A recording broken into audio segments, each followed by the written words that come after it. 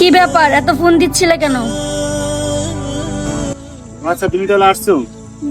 তোমাকে এতগুলা কল দিলাম, ফোন রিসিভ করলে না। কোথায় ছিলা তুমি? বাসায় ছিলাম, এই জন্য ফোন রিসিভ করতে পারিনি। আচ্ছা, বাসায় ছিলা? হাই রে,